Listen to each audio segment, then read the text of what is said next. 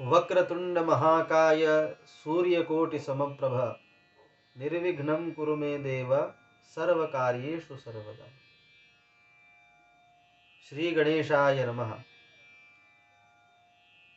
गणपति उत्सव की आप सभी को हार्दिक हार्दिक शुभकामनाएं। भगवान गणपति की विशेष कृपा हम सब पर बनी रहे एवं हम उच्चतम ज्ञान को प्राप्त करते हुए जीवन के समस्त विघ्नों को दूर कर सकें, ऐसी हम सभी गणपति के चरणों में विशेष वंदना करते हैं। प्रिय दर्शकों, कल गणपति चतुर्थी यानी कि गणेश के जन्म का उत्सव संपूर्ण भारतवर्ष में सर्वमान्य रूप से मनाया जाएगा। गणपति जो हैं ज्ञान के देवता हैं, इसलिए हम उन्हें विघ्न हरता भी कहते हैं। जिसके जीवन में ज्ञान की प्राप्ति हो वह व्यक्ति जीवन में अपने आए हुए विघ्नों को दूर कर सकता है, क्योंकि विघ्न को दूर करने का केवल एक ही तरीका है और वह है ज्ञान। इसलिए हम सभी ज्ञान को प्राप्त करें, इसके लिए हमें गणपति की विशेष कृपा की आवश्यकता होती है। तो किस प्रकार हम गणपति की वंदना, आराधना, उपासना, पूजन आदि कर सकें, इसके विषय में यहाँ पर थोड़ी सी चर्चा हम करने जा रहे हैं। प्रिय दर्शकों, विशेष रूप से पूजन के लिए घर में विद्वान ब्राह्मणों को बुला करके पूजन कराया जाए, ऐसी विद्या है, ऐसा विधान है। परंतु कई बार हमें ऐसे ब्राह्मण नहीं मिल पाते हैं, तब हम ये विधान कैसे कर पाए, कैसे किया जाए, सुगमता से एवं विधि विधान से कैसे किया जाए, इस पर थोड़ा सा प्रकाश डालने का आज हम प्रयास कर रहे हैं। तो आप सभी से नम्र निवेदन है कि जो भी विधान यहाँ से बताया जाए उसे आप गंभीरता पूर्वक श्रवण करें एवं समझ करके और पूजन का विधान आप बनाएं। सर्वप्रथम आप सभी सामग्री को एकत्रित कर लें, जिसमें कुमकुम, चंदन, सिंदूर, अबीर, गुलाल, रुई, नारियल, कलश, धूप बत्ती, अक्षत यानी चावल एवं लाल वस्त्र भी लेवें, कलश भी रखें। पुष्प में आप की जो सुविधा है उस प्रकार के पुष्प आप ले सकते हैं, परंतु मैं यहाँ बताना चाहता हूँ कि गणपति को विशेष लाल पुष्प प्रिय हैं, यानी कि गुलाब के पुष्प। तो आप गुलाब के पुष्प जरूर लेवें गणेश जी के लिए, क्योंकि रक्त पुष्प विशेष प्रिय है गणेश जी को। और दुर्वा गणेश जी को बहुत प्रिय है, तो दुर्वा भी आप जरूर रखें। अपने बैठने के लिए आसन लेवें, पवित्र गंगा जल, गुलाब जल, ये भी आप जरूर पूजन में उनका प्रयोग करें। आसन पर बैठ जाएं। भगवान गणपति की अगर आप पार्थिव प्रतिमा का पूजन करना चाहते हैं तो आप पार्थिव प्रतिमा लाएं, अन्यथा आप घर में जो आपके गणपति विराजमान हैं उनका भी पूजन आप कर सकते हैं। विशेष रूप से तो ये उत्सव पार्थिव पूजन का ही है, फिर भी कई बार हम संभावनाएं जीवन में नहीं हो पाती है, तो आप अपने घर में जो गणपति है उनका पूजन भी आप कर सकते हैं। तो सर्वप्रथम आप आसन पर बैठ जाएं, एक पानी का कलश लें, कलश में जल भर लें, एक थाली या तांबे का पात्र जो होता है प्लेट के रूप में वो ले लें, कलश में एक चम्मच जरूर रखें और दाहिने हाथ से सीधे हाथ को धो लें। हस्त प्रक्षालन करने के बाद में जल को ओम गणपतये नमः बोल करके और उस जल को 3 बार पीवें। इसे आचमन कहते हैं। आचमन करने से हमारे अंतःकरण की शुद्धि होती है, इसलिए आचमन जरूर करें। आचमन करने के बाद में हाथ धो लें फिर से। उसके बाद में अपने मस्तक पर तिलक जरूर करें। देखिए मित्रों, तिलक किए बिना पूजन का जो फल है वो हमें नहीं मिल पाता है, क्योंकि ये हमारा जो आज्ञा चक्र है ये जागृत होना आवश्यक है, इसकी पूजा होनी जरूरी है, इसलिए तिलक जरूर करें। तिलक करने के बाद में उस पर चावल अक्षत लगा लें और अपने सिर पर, अगर आप स्त्री हैं तो सिर को अपने घूंघट से ढक लें, अन्यथा अगर आप पुरुष हैं तो मोली का तार, साफा या टोपी वगैरह आप पहन सकते हैं। अगर आपकी शिखा है तो शिखा को बांध लें, अन्यथा शिखा का स्मरण करें। उसके बाद में आप आसन, जिस धरती पर हम बैठे हैं उस पृथ्वी को आप वंदन कर लें, जमीन को नमस्कार कर लें और फिर बाद में दीपक प्रज्वलन करें। देखिए मित्रों, दीप जो है हमारे कर्म का साक्षी देवता है, इसलिए दीप प्रज्वलन होना अति आवश्यक है। तो घृत का दीपक लगाएं और गणेश जी के दाहिने ओर, सीधे हाथ की ओर उस दीपक को विराजमान करें। बाएं हाथ की तरफ नहीं करना है, दाएं हाथ की तरफ करना है और गणेश जी के सामने एक सुंदर धूप जरूर लगाएं। अगरबत्ती का विधान इसलिए हम मना करते हैं क्योंकि उसमें बांस का प्रयोग किया जाता है, इसलिए जरूरी है कि आप धूप ही लगाएं।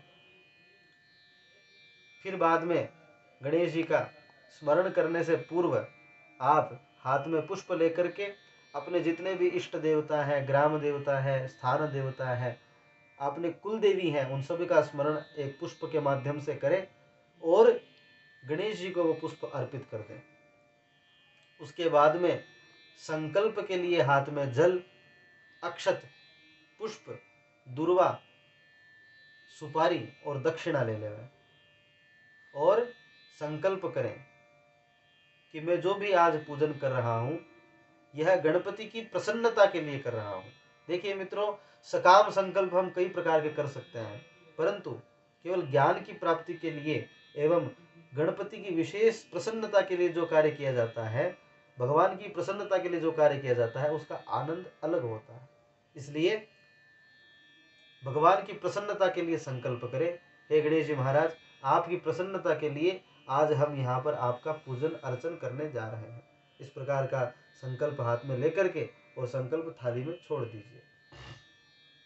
उसके बाद में सर्वप्रथम, अगर आपने पार्थिव की प्रतिमा स्थापित की है, मिट्टी के गणेश जी अगर आपने लाए हैं तो उनको विराजमान पहले से आपने किया ही है, लाल वस्त्र पर विराजमान करना है।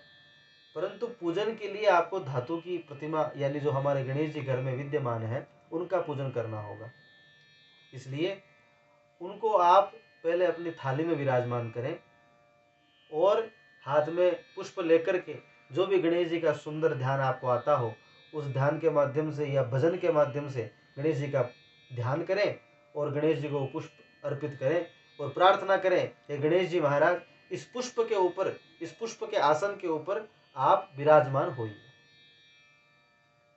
विराजमान गणेश जी जो है वो निश्चित रूप से वहां पर विराजमान होंगे, क्योंकि हमारे शास्त्रों में लिखा है, देवो विगते न काष्टे पाषाणे वा न मृन्मये भावो विद्यते देवा तस्मात् भावो ही कारण। भगवान केवल भाव में विद्यमान होते हैं, तो हमारे भाव ही शुद्ध होने चाहिए, हमारे भाव में श्रद्धा होनी चाहिए, हमारे भाव में विश्वास होना चाहिए। इसलिए ये भाव करें कि गणेश जी महाराज, इस पुष्प के आसन पर आप विराजमान होइए। पुष्प चढ़ाने के बाद में गणेश जी महाराज के ऊपर 4 बार जल चढ़ाएं और क्या भावना करनी है, हे गणेश जी महाराज, सुंदर जल के माध्यम से, शीतल जल के माध्यम से हम आपके पैर धुला रहे हैं, हम आपके हाथ धुला रहे हैं, हम आपको जल पिला रहे हैं और हम आपको स्नान करा रहे हैं। इस प्रकार की भावना करें और 4 बार गणेश जी को जल चढ़ाएं। और जितनी बार भी जल चढ़ाएं, आप ये जरूर ध्यान रखें, आपको एक मंत्र जरूर बोलना है और बहुत छोटा सा मंत्र है। क्या है? ओम गंगणपतये नमः जलम समर्पयामि, पाद्यम समर्पयामि, अर्घ्यम समर्पयामि, स्नानीय जलम समर्पयामि। या फिर आप ये याद नहीं रख सकते हैं तो ओम गंगणपतये नमः, ओम गंगणपतये नमः, ये मंत्र बोलते हुए भी आप जल चढ़ा सकते हैं। उसके बाद में आप गणेश जी महाराज के ऊपर बनाया हुआ पंचामृत, जिसमें सबसे अधिक मात्रा दही की रखें। उसके बाद में आप उसमें थोड़ा घी, बहुत कम मात्रा में घी डालें, थोड़ा उसमें शहद डालें, उसमें चीनी डालें और सबसे पहले उसको फेंट लीजिए और उसके बाद में उसमें आप किंचित मात्रा में दूध डालिए। उसको पूरा अच्छे से मिला लीजिए और फिर गणेश जी महाराज का सुंदर आप उनको स्नान करवाइए पंचामृत के माध्यम से। पंचामृत से स्नान कराने के बाद में फिर से शुद्ध जल के माध्यम से गणेश जी को स्नान कराएं और जो भी सामग्री आप चढ़ाते हैं ओम गंगणपतये नमः ये जरूर बोलें, गंगणपतये नमः, गंगणपतये नमः। फिर बाद में गणेश जी महाराज को पंचामृत के बाद शुद्ध जल चढ़ा दीजिए। फिर बाद में सुंदर भाव से 11 बार आप ओम गंगणपतये नमः का जप करते हुए गणेश जी का अभिषेक करें। अभिषेक करना अति आवश्यक है, इसलिए अभिषेक जरूर करें। अगर आपको संकटनाशन गणेश स्तोत्र आता होगा तो आप जरूर उसका पाठ करते हुए अभिषेक करें, अन्यथा गणपति का 11 बार मंत्र जप करके भी आप अभिषेक कर सकते हैं। अभिषेक करने के बाद में आप गणेश जी को सुंदर वस्त्र से उनको पोंछ लीजिए और जो हमारी पार्थिव की प्रतिमा है उस पार्थिव प्रतिमा के ठीक सामने उनको विराजमान करिए। फिर बाद में उनको सबसे पहले वस्त्र अर्पण करें।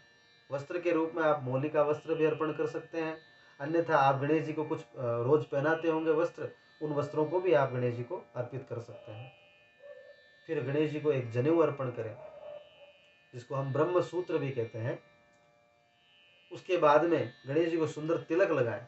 फिर मैं आपको वही बात बता रहा हूं, ओम गंगणपतये नमः प्रत्येक सामग्री को चढ़ाने के साथ जरूर बोले। भगवान को अक्षत अर्पित करें यानी कि चावल। फिर गणेश जी को आप दुर्वा अर्पित करें। भगवान को रक्त पुष्प, लाल पुष्प अर्पित करें। गणेश जी महाराज को दुर्वा अर्पित करें, अबीर गुलाल अर्पित करें और सिंदूर।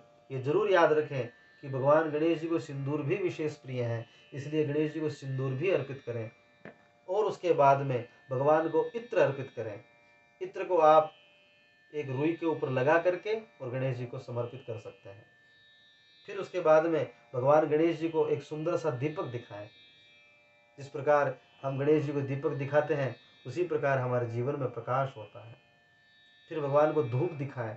फिर अपने हाथों को धो लीजिए। धोने के बाद में गणेश जी को जो आपने भोग लगाया बनाया है उस भोग में से थोड़ा भोग लेकर के एक कटोरी में, दोने में, पान के पत्ते में और गणेश जी को वो अर्पित करें। फिर बाद में गणेश जी को 2 बार आचमन कराएं। फिर 2 बार उनको हाथ धुलाने की भावना से और मुख धुलाने की भावना से उनको 2 बार जल चढ़ाएं। फिर बाद में उनको फल अर्पित करें। विशेष तो गणेश जी को कदली फल यानी कि केला विशेष प्रिय है, फिर भी आपकी जो भावना है वो आप फल अर्पित कर सकते हैं।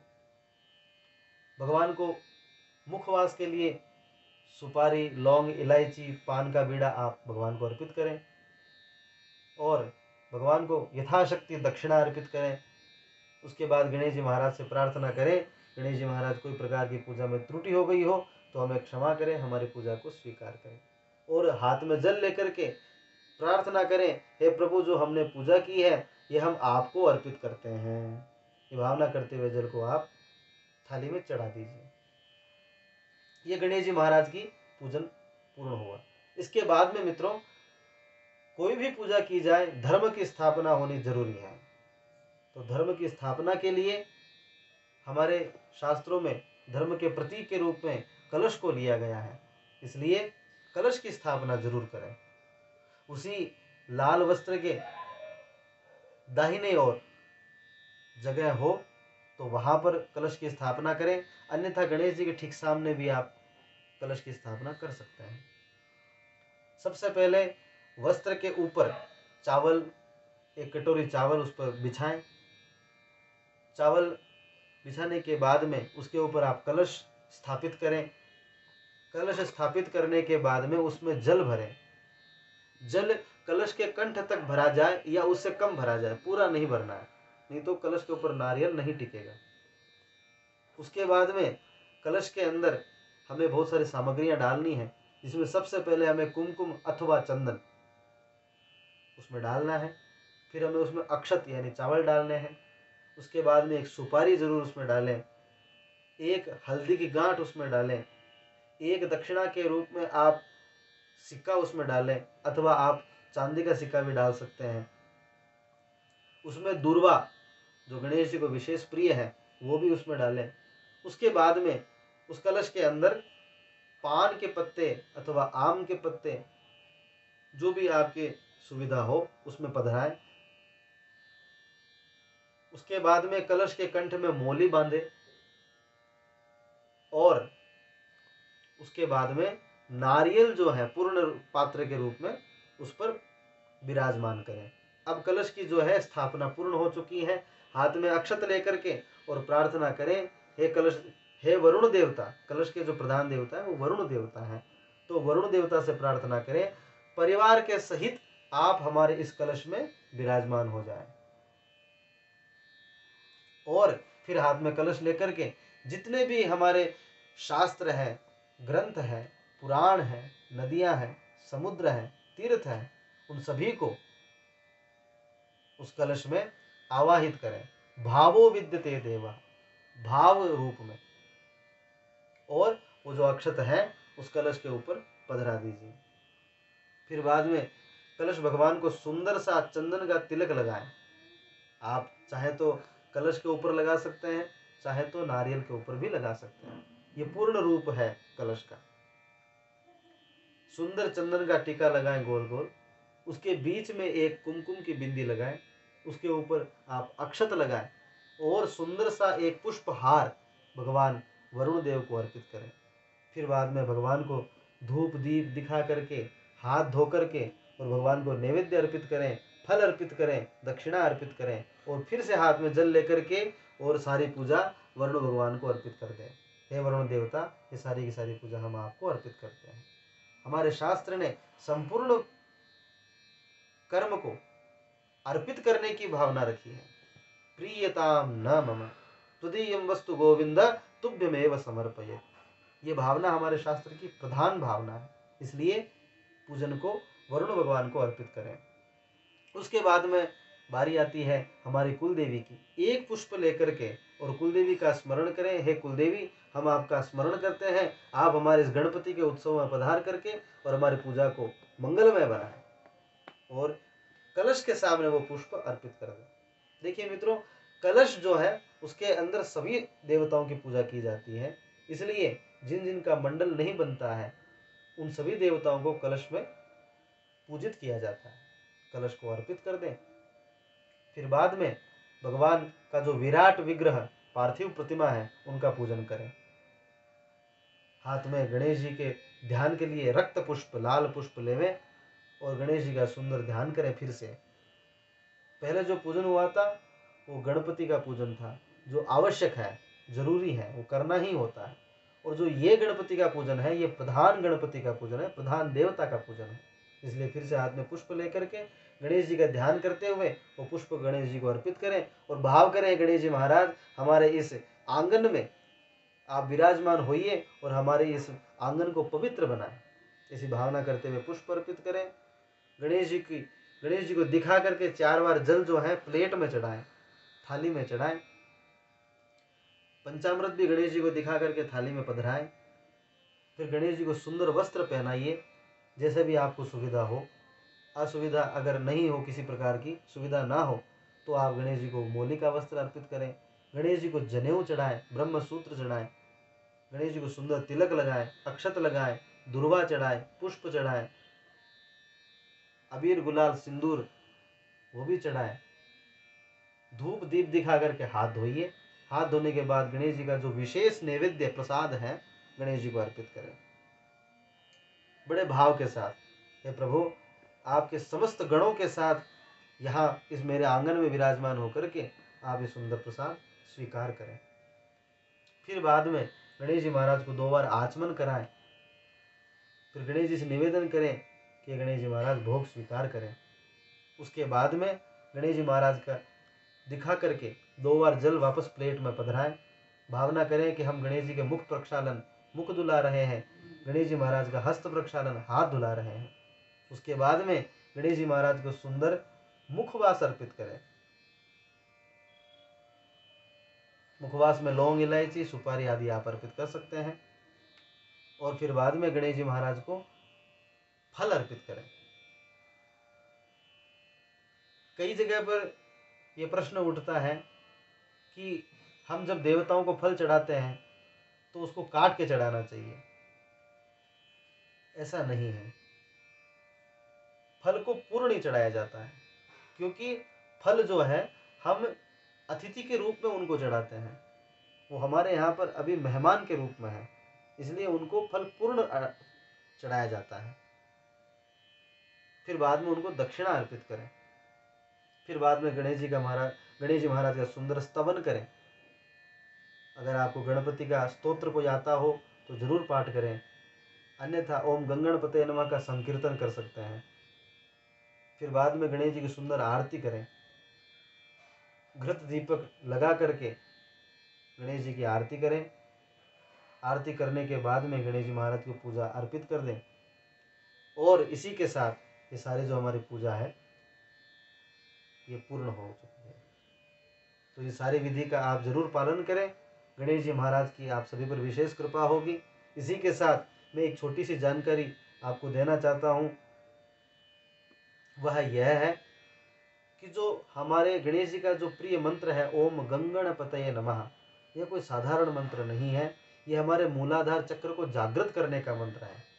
तो मेरा आप सभी से निवेदन है कि आप ध्यान योग में इस प्रकार अपने हाथ को रख करके और ओम गंगणपतये नमः इस मंत्र का ध्यान योग में आप जरूर जप करें। जितनी शक्ति आप जप कर सकते हैं, यथाशक्ति, जहाँ तक आपका शरीर मान्य हो वहाँ तक आप इस मंत्र का जप करें। इस मंत्र के जप से हमें बहुत सकारात्मक ऊर्जा प्राप्त होती है, इसलिए इस मंत्र का जप आप अवश्य करें, ये मेरा आप सभी से नम्र निवेदन है।